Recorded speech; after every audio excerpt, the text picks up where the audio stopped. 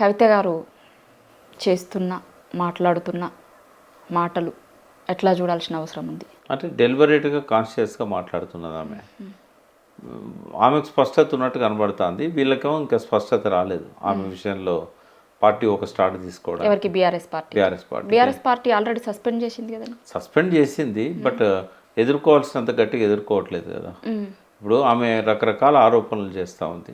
ఎవరి మీద చేసినా పార్టీ నాయకులే కదా, గట్టిగా రిటాలియేట్ చేయాలి. ఇప్పుడు వేరే వాళ్ళు ఎట్లా మాట్లాడితే రియాక్ట్ అవుతారో అదే స్థాయిలో రియాక్ట్ కావాలి. సో స్లోగా ఎమ్మెల్యేలు మాట్లాడే స్థాయి వరకు వచ్చింది అది. అట్లా కాకుండా పార్టీ ఒక క్లియర్ కట్ స్టేట్మెంట్ ఇవ్వాలి. ఆమె చెప్పే ఆరోపణలు కానీ చేసే ఆరోపణలు కానీ. ఎందుకంటే అట్లా ఇస్తేనే క్యాడర్ని కాపాడుకోగలుగుతారు. ఇప్పుడు ఆమె ఎక్కడ పోయినా కూడా కింది దాకా అసలు ఆమె సస్పెండ్ అయిన విషయం కూడా గ్రామాలలో కూలినాలు చేసుకుంటారో తెలిసినట్లేదు. వాళ్ళు ఆ మీటింగ్లలో పోతున్నారు, కార్యకర్తలు పోతున్నారు, నాయకులు పోతున్నారు. పార్టీ ఒక స్టాండ్ తీసుకోవాలి. ఆమె ఉద్దేశపూర్వకంగానే మాట్లాడుతున్నట్టు కనబడతా ఉంది. ఇప్పుడు ఆమె ఏదో తండ్రిని అనడం ద్వారా, పాలసీస్ మీద మాట్లాడడం ద్వారా డ్యామేజ్ అవుతుందని మళ్ళీ నన్ను పిలుస్తారు అనే ఆలోచన లేనట్టుంది ఆమెకి. అట్లా కూడా ఆమె ఎక్స్పెక్ట్ చేసినా కూడా అది కాదు, సాధ్యం కాదు. కేసీఆర్ గారు ఒకసారి నిర్ణయం తీసుకున్నాక ఈ ఇంట్లో వాళ్ళు చెప్పినా బయట వాళ్ళు చెప్పినా ఎవరు చెప్పినా నిర్ణయం మారదు అనేది. అది ఆమెకు కూడా బాగా తెలుసు. ఆమె ఎంత మొండో ఆయన అంతకంటే మొండి. కాబట్టి అది సాధ్యం కాదని తెలిసినా కూడా ఇట్లా మాట్లాడుతున్నది అని అంటే క్యారెక్టర్ అసాసినేషన్ చేస్తున్నది ముగ్గురిది, హరీష్ రావుది, కేటీఆర్ది అండ్ కేసీఆర్ది చేస్తూ తను క్యారెక్టర్ అసాసినేషన్ చేసుకుంటుంది. ఇక మరి చిచ్చు అంతా ఎవరు పెట్టిస్తున్నారు, దాని ఆ చిచ్చు కారణం ఎవరు, ఆమె మాటలు ఎవరు మాట్లాడినట్టుగా అనిపిస్తూ ఉన్నది, ఆమె మాటల ఫలితం ఎవరికి ఉపయోగపడుతున్నది, ప్రభావం ఎవరి మీద పడుతున్నది, ఇవన్నీ జనం ఆలోచించాలి. అంటే ఎవరు దీని వెనకాల ఎవరైనా ఉన్నారు అని వెనకాల ఉన్నా లేకున్నా ఆమె మాట్లాడే మాటలు. ఇప్పుడు ఒక కొత్తగా రాజకీయ శక్తిగా ఎదగాలనుకుంటే ఆమె కంటే ఎక్కువగా బలంగా అవే మాటలు వినిపించే వ్యక్తి ఉన్నప్పుడు అవే మాటలు ఈమె వినిపించడం వల్ల ఉపయోగం ఏముంది? కొత్త పద్ధతిలో పోవాలి. జనంలో పోయినప్పుడు సమస్యలు తీసుకుంటుంది. డెఫినెట్గా అభినందిస్తాం.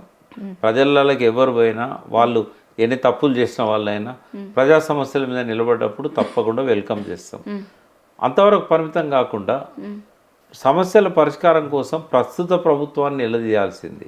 సమస్యల కారణాలను తప్పు పట్టేటప్పుడు 2 సంవత్సరాల నుంచి ఉన్న ఈ పాలనను పక్కకు పెట్టి గత 5 ఏళ్ల కింద ఉన్న వాళ్ళను తప్పు పట్టడం అంటే ఇది ఉద్దేశపూర్వకంగా చేస్తున్నదని. ఒకవేళ ఇద్దరిని కలిపి మాట్లాడినా కూడా అప్రిషియేట్ చేయొచ్చు.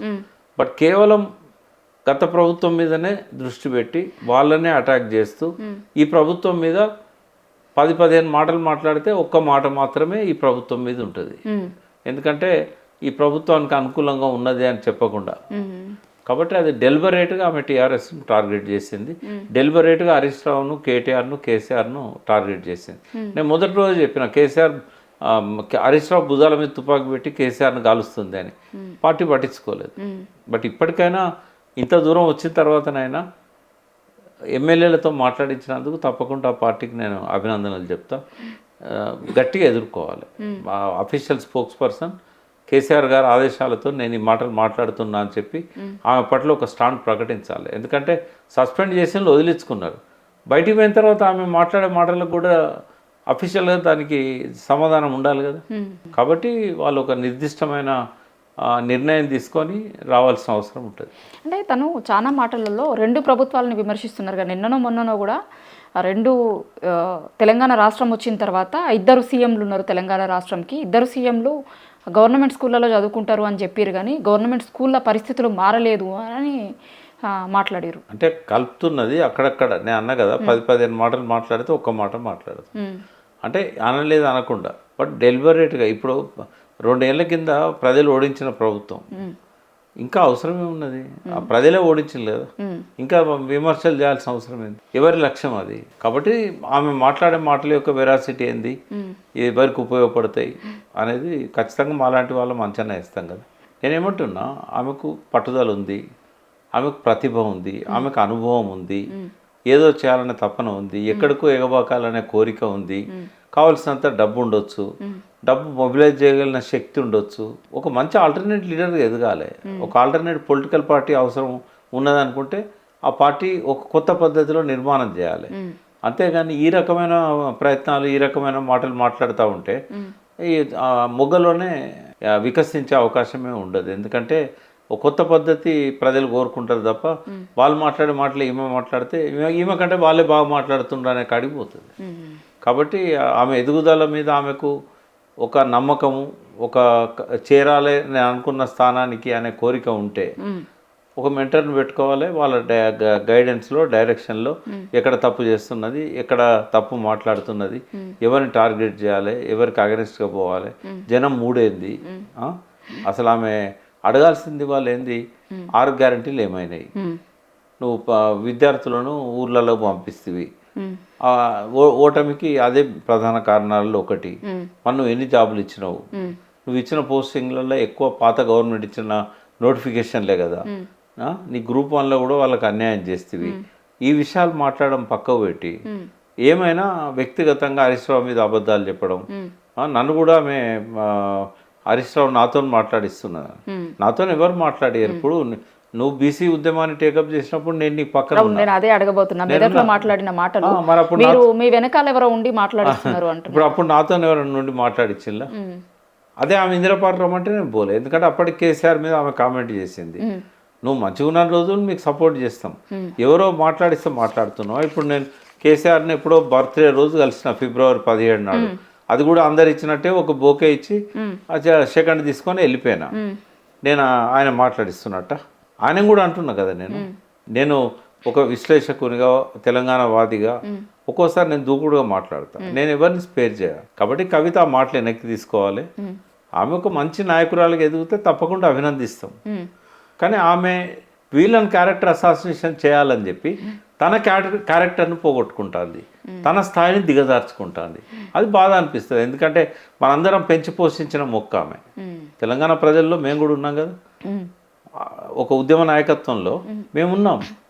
కాబట్టి ఆ మంచి పనులు చేసిన రోజులు ఆమెను అప్రిషియేట్ చేసాం, భుజాలకు ఎత్తుకున్నాం. ఇప్పుడు ఆమె పోయేతో మంచిగా లేదని చెప్తున్నాం. నచ్చితే నచ్చని, నచ్చకపోతే నచ్చకపోని మనం ఏం చేసేది ఉంది. కాబట్టి ఎవరు విమర్శిస్తే వాళ్ళని నేను దాడి చేయిస్తా, లేకపోతే కొట్టిస్తా, లేకుంటే నా ఇన్ఫ్లుయెన్స్ యూజ్ చేసి ఇట్లా బెదిరించుడు, బ్లాక్ మెయిల్ చేసుడు, ఇవి మాత్రం ఆమె ప్రతిష్టను దిగదారిస్తే తప్ప భయపడే వాళ్ళు ఎవరు ఉండరు.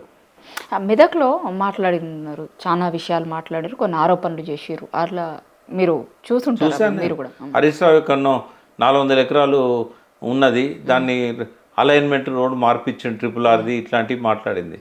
నేను వేరే ఒక ఛానల్ వాళ్ళు ఆ ఊరికి పోయి ఆ రైతులను అడిగిన, హరీష్ రావు భూములు ఎక్కన్నాయి అంటే ఇక్కడ ఎక్కన్నాయి, మరి కవిత గారు అన్నారు కదా అంటే, ఒక ఇంచు భూమి ఉన్నా కూడా చూపెట్టమనండి వచ్చి. ఆమె ఎక్కడో మాట్లాడింది, ఎవరు చెప్పినో మాకు తెలియదు. బట్ మా ఊరు వాళ్ళకి అందరికీ తెలుసు, హరీష్ రావు గారికి ఇంచు గజం కూడా లేదు, ఇంచు జాగ కూడా లేదు ఇక్కడ అని చెప్పారు. రైతులే చెప్పారు తనతో అంటుంది కదా. అది ఎవరు ఆమె మిస్గైడ్ చేసిండ్రు, ఎవరితో ఎవరు చెప్పించారో మనకు తెలియదు. బట్ ఇప్పుడు ఆ ఊరికి ఎవరు పోయినా కూడా వాళ్ళు చెప్తారు ఏంటంటే, ఇక్కడ జాగ లేదా ఆయనకు, ఇక్కడ భూమి లేదు, బినామీలు లేరు, 400 ఎకరాలను ఆసామి కూడా లేడని చెప్తున్నారు. అంటే ఆమె ఏం చేస్తున్నదంటే ఆవేశంలో ఎవరు ఏది చెప్తే దాన్ని మీడియా ముందుకు వచ్చి చెప్తున్నది. వాళ్ళు ఎవరో చెప్తే దానికి విలువ ఉండదు. బట్ ఈమె చెప్పడంతో ఈమె ఇంకా ఎమ్మెల్సీగా ఉన్నారు. కేసీఆర్ కుటుంబంలో నుంచి వచ్చింది. ఈమె అబద్ధాలు చెప్పినా జనం నమ్ముతారు. అది దానివల్ల తర్వాత జనాన్ని తెలుస్తుంది ఈమె అబద్ధం చెప్పిందని. దానివల్ల హరీష్ రావు క్యారెక్టర్ ఖతం అవుతుందా, కవిత క్యారెక్టర్ ఖతం అవుతుందా? ఇవన్నీ అబద్ధాలు చెప్తుంది అనుకుంటారా? అనుకోరా. ఇంకో అబద్ధం కూడా చెప్పింది. హరీష్ రావు గారి దగ్గరికి కొంతమంది వచ్చి జూబ్లీ హిల్స్లో మేము పోటీ చేసినాం, 15 మంది నామినేషన్లు వేసినాం, ఇండిపెండెంట్ అభ్యర్థులం మీరు అని. హరీష్ రావు దగ్గర పోతే మీరు చెప్పినట్టు వింటాము అంటే, మీరు ఎటైనా చేసుకోకుండా అన్నాడు. అంటే గెలవడం ఇష్టం లేదా ఆయనకు అని అట్లా ఒక నిందేసింది. వెరిఫై చేసుకోవాలి కదా. ఇప్పుడు ఆయన ఎప్పటి దూరంలో ఉన్నాడు, ఫోన్ చేస్తే ఎత్తాడా? మొన్న పోయి పరామర్శించింది కదా వాళ్ళ నాన్న చనిపోయిన రోజు. మరి ఇట్లా నీ దగ్గర 15 మంది వచ్చేలాట నువ్వు ఇట్లా అన్నావా అంటే చెప్తాడు ఆయన. నేను అడిగిన ఏది ఈ టీవీలో వచ్చిన తర్వాత, వేరే ఛానల్ వాళ్ళు నన్ను దీని మీద కామెంట్ చేయమన్నప్పుడు ఆమెలాగా నేను తెలిస్తే ఒక మాట్లాడద్దు కదా. హరీష్ రావు గారికి ఫోన్ చేసి అడిగిన, ఏంది కథ, ఇట్లా మీరు 15 మంది వస్తే మీరు దాన్ని వాళ్ళు పట్టించుకోలేదట, రివర్స్ అయితే వాళ్ళు 2 రోజుల ముందు వచ్చి 1,50,00,000 అడిగారు. అప్పటికి పోలింగ్ కొద్దిసేపు అయితే సమాప్తం అవుతుంది. వాళ్ళు ఏం చేయగలుగుతారు? వాళ్ళకి ఎవరికి ఓటు కూడా లేదు అక్కడ ఆ కాన్స్టిట్యున్సీలో. 1,50,00,000 నేను ఎక్కడ తెచ్చి ఇచ్చేది? కాబట్టి సాధ్యం కాదు, మీరు ఏమైనా చేసుకోండి అన్నాం. అంతేగాని వాళ్ళు అంతకుముందు వచ్చి మేము ప్రచారం చేస్తానంటే నేను వద్దన్నది లేదు, విత్డ్రా చేసుకుంటామంటే వద్దన్నది లేదు. కేవలం వాళ్ళు డబ్బులు అడిగిళ్ళు కాబట్టి టైం కూడా లేదు ప్రచారం చేయడానికి. వాళ్ళ కాడ జూబ్లీస్లో పలుకుబడి లేదు, ఓట్లు లేవు. కాబట్టి నేను చెప్పాల్సి వచ్చింది. అది ఆమె క్లారిటీ తీసుకోవాల్సి ఉండే. క్లారిటీ తీసుకుంటే ఆమెకు ఈ అబద్ధం చెప్పాల్సిన అవసరం రాకపోయేది. ఇది అబద్ధమే కదా. అంటే కొన్ని తొందరపాటు కోపంతో వచ్చే ఇవి ఇట్లాంటివన్నీ కూడా ఆ ప్రతిష్టను దిగజారుస్తాయి. కవిత గారు మాట్లాడుతున్న సందర్భం గురించి ఇప్పుడు చర్చ జరుగుతుంది. అంటే జాగృతి జనం పాటకి సంబంధించిన దాన్ని జూబ్లీహిల్స్ ఎన్నికలతో ముడిపెట్టి చూస్తున్నారు కదా. మాట్లాడుతున్న మాటలు, సందర్భం రెండింటిని ఎట్లా చూస్తారు? అంటే జనం పాట మంచిదే, ఎవరు జనంలోకి పోయినా కూడా ఆదరణ దొరుకుతుంది. బట్ సమయం సందర్భం కూడా చూసుకోవాలి. ఆమె అంతకుముందు ప్లాన్ చేసుకున్నా బాగుండేది. ఎలక్షన్ అయినాకన్నా పెట్టుకొని ఉండే. ఎలక్షన్ అప్పుడు పెట్టుకున్నా కూడా దానికి పరిమితం కావాలి ఆమె. తర్వాత అక్కడ సమస్య ఉన్నప్పుడు ప్రభుత్వాన్ని డిమాండ్ చేయాలి. ఆమె ప్రభుత్వాన్ని రిక్వెస్ట్ చేస్తుంది, పాత ప్రభుత్వాన్ని క్రిటిసైజ్ చేస్తుంది. అది కూడా జూబ్లీహిల్స్ పోలింగ్ సమయంలో. అది ఎవరికి ఉపయోగపడుతుంది? ఆమె క్యాండిడేట్ ఇక్కడ లేడు. ఆమె అట్లా మాట్లాడడం, టీఆర్ఎస్కి అగెనిస్ట్గా మాట్లాడడం, ప్రభుత్వం విషయంలో కొంత అంటున్నట్టుగా వ్యవహరించడం, ఇది ఖచ్చితంగా టార్గెటెడ్ అటాక్ అని చెప్పేసి అనిపించింది మాకు. అది బీఆర్ఎస్కు నష్టం చేస్తుంది. ఒక పక్కన బీఆర్ఎస్కు నష్టం చేస్తూ ఓటమికి వీళ్ళు కారణం అని చెప్పేసి హరీష్ రావు మీద వీళ్ళ మీద పెడుతున్నది. వాళ్ళ అసమర్థులు అన్నట్టుగా, వాళ్ళ కర్మ అని ఇట్లాంటిది ఏదో చెప్తున్నది. అంటే ఏదన్నా కానివ్వండి, ఆమెకు తన గమ్యం పట్ల, తన గమనం పట్ల ఒక క్లారిటీ ఉండాలి. ఆమెకున్న మెచ్యూరిటీ సరిపోదు రాజకీయాలలో ఎదగడానికి. కేసీఆర్ ఉన్నాడు కాబట్టి ఎంపీ టికెట్ ఇచ్చాడు, గెలిచింది. ఎమ్మెల్సీ ఇచ్చాడు లోకల్ బాడీస్లో. ఇవాళ ఆమె ఎమ్మెల్సీ స్థానంలో ఉంది. ఒంటరిగా పోయి తనను ప్రూవ్ చేసుకోవాలి. కేసీఆర్ సపోర్ట్ లేకుండానే కాదు, కేసీఆర్ను విమర్శించుకుంటా ప్రజల లోపల ఒక స్థానాన్ని సంపాదించాలంటే ఆ చిన్నపిల్లల ఆట కాదు. ఆ మెచ్యూరిటీ ఆమెకు లేదు. ఆ మెచ్యూరిటీ తెచ్చుకోవడానికి కోపము, జలసి, ఈర్ష్య, ప్రతీకారము, కసి ఇవన్నీ అడ్డం వస్తున్నాయి ఆమెకు.